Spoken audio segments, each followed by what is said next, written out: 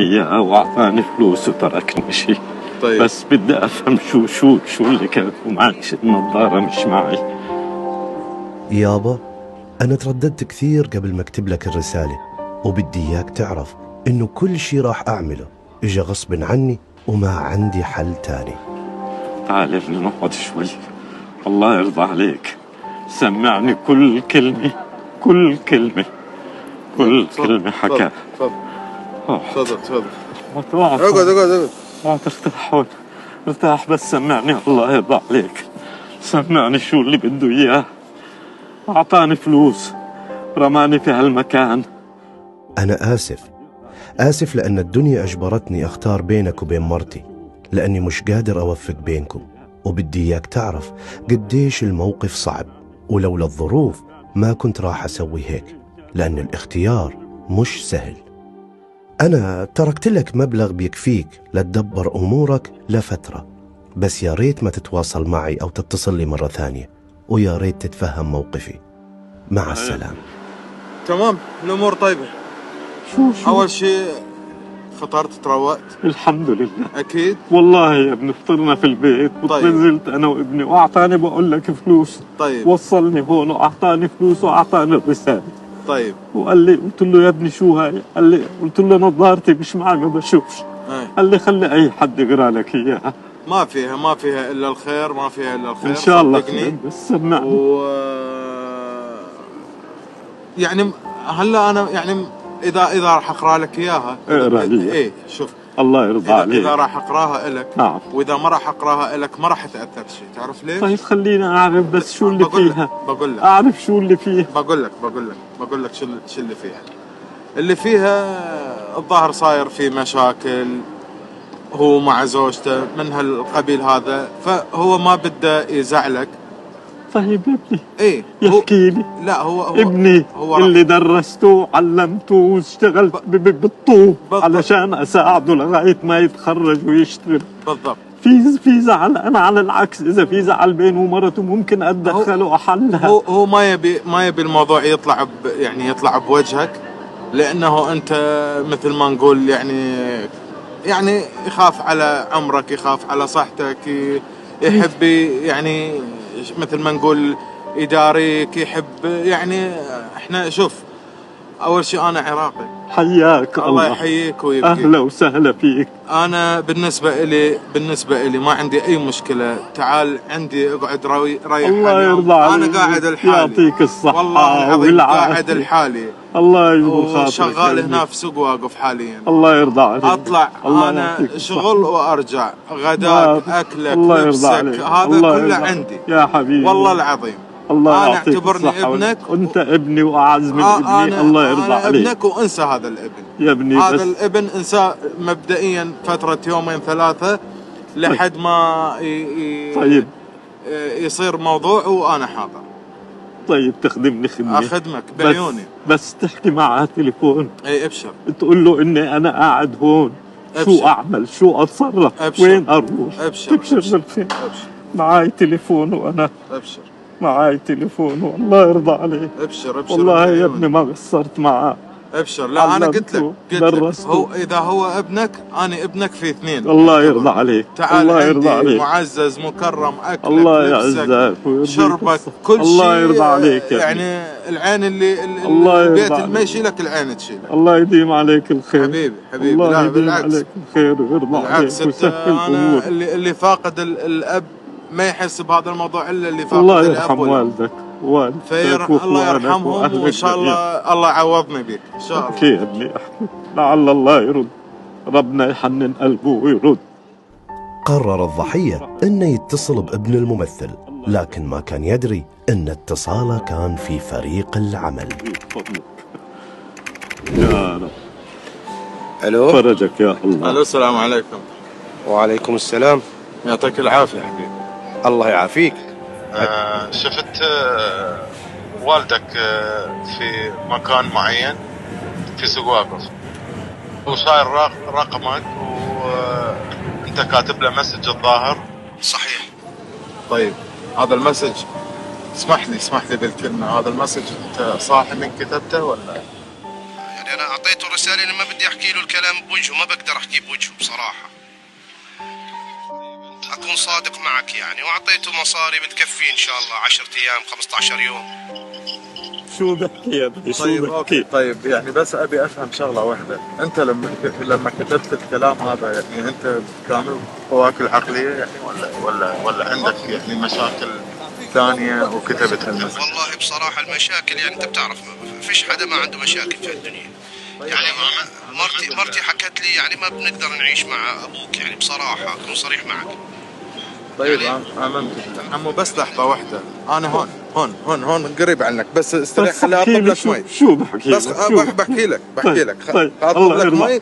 لا هلا كان طيب شربت دقيقه والله. بس ثانيه تفضل يا ابني تفضل. طيب الله يرضى اخوي عليك. محمد انت يعني بس موضوع الاب، تعرف شنو هذا الاب ولا ما تعرف؟ انا هسه من 3 اشهر بس من 3 اشهر صرت اب يعني. جوني توم، والمفروض هو يقدر كمان الحياه وصعوبتها يعني. تدري شنو؟ شوف انا فاقد والدي من 2005 اوكي، وبعدها فقدت والدتي الله يرحمهم. يرحم والديك. يعني اتمنى يوم واحد، اتمنى مش يوم واحد، اتمنى ساعة واحدة بس عشان اخدمهم وارد لهم جميل يوم من الايام هذه الراحت. انت يعني انت الشيء اللي قاعد تسويه ترى مش طبيعي. طيب هو يعني ما صاير هذا عندنا، ما صاير يعني، عيب حبيبي. انت مبين انسان. طيب هو مين اللي بيتحمل مسؤوليه مين، الاب ولا الابن بصراحه؟ انت غصبا عليك تخدمه بعيونك. لا فيش اشي بالغصب، فيش اشي بالغصب أخوي. لا حبيبي، غصبا عنك. تعرف شنو غصبا عنك؟ غصبا عنك تشيله وتنظفه وتمسحه وتوكله وتشربه وتنومه الى ان ربي ياخذ امانته.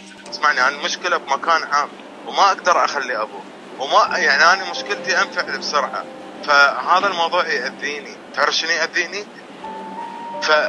يعني انا ما اعرف يعني ما اعرف انا شلون شنو الطريقه اللي احكي وياك فيها. ما لا اتكلم براحتك، انا ما قصة اتكلم براحتي حبيبي، مو قصة اتكلم براحتي، بس هذا ابوك. تعرف شنو يعني ابوك؟ بعرف يعني تقتلها لروحك حتى تجيب له اكل، تقتلها لروحك حتى تتوفر لك اي شيء هو اللي طلبه غصبا عليك حبيبي. الله يرضى عليك. اسمح لي انا دا احكي وياك، ترى انا يعني واصل ليمت يعني اب يعني ما اقدر يعني يعني ما اعرف، ما اقدر اعلي صوتي لاني بمكان عام. طيب انا يعني شوف، هذا ابوك عندي، هذا الرقم سايبه عندك. ابوك انا راح استضيفه عندي بالبيت. خليه يروح يا اخي، خليه يحجز له طياره ولا شيء، خذوا على المطار.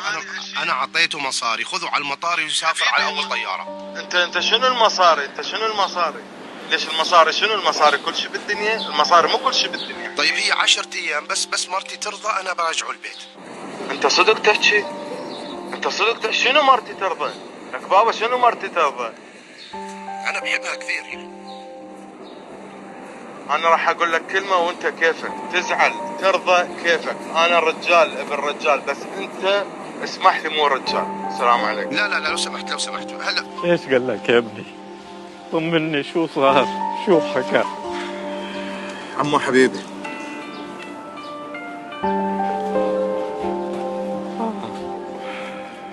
لا تتضايق بس طمني شو حكى؟ شو قال؟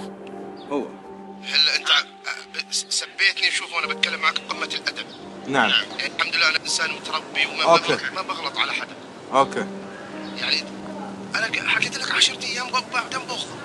حبيبي من الاخير انت هذا ابوك انساه. اني هو صار ابوي من اليوم وانت انساه. شو ابوك من اليوم؟ من وين بتعرفه؟ هو عم يتمسكن على فكره، يمكن حبيبي يتمسكن ولا ما يتمسكن، هذا رجال بهالعمر هذا زين، هذا تشيله على راسك وتمشي فيه. فهمتني ولا لا؟ هذا اخر كلمه عليك. قلت لك انا كلمه انت تعتبرها سب، تعتبرها اهانه بالنسبه لنفسك، هذا شيء راجع له. طيب لكن انا ما ارضى عليه. هو عندي ضيفي منا لحد ما يعني الله يعطيه الصحه والعافيه. فانسى الموضوع ويرضى عليك ويعطيك طيب يعني خلاص ما في امل. الله يرضى عليك يا خلص لا تكلم. خلص اذا في شيء كلمني. يعني انت بتاخذه معك؟ السلام عليكم. عليكم السلام. معك برنامج بتسوي؟ يا حبيبي. من قناة الريان؟ يا مرحبا. راح تكون معنا ان شاء الله في رمضان؟ كاميرا الخفية معلش. سامحنا. دمرتوني. أنت رجل طيب، دمرتوني. رجل تملك أخلاق حبيبي. نعتز فيها. حبيبي لي هيك الشرف. الإنسانية، لي الشرف. هيك الأخلاق. اللي فاقد امه واب صعب. الله يرحمه. الله يغفر لهم ان شاء الله. الله يرحم الجميع. انا اتمنى يوم واحد، والله اتمنى يوم واحد عشان ارد لهم الجميع. الله اكيد اكيد. والله جاني رجال يعني بمقام ابويا كبير في السن، وطلب من عندي انه اقرا له رساله، والرساله هذه محتواها كان بصراحه سيء جدا. ما قدرت اقرا لها بصراحه لانه الموضوع صعب جدا انه اقرا لها. احنا معروف علينا العراقيين شويه قلبنا عاطفي، وانا من النوع العصبي راسا انثار يعني بصراحه.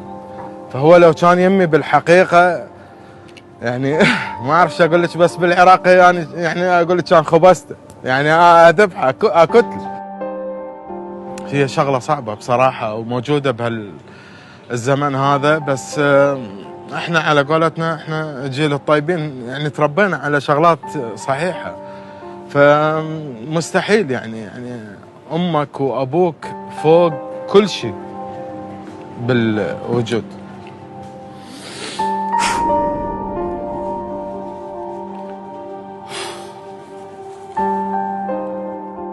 استفزني بالاتصال انه هو لا ابالي ويقول لي انا اول شيء خلي اقنع زوجتي.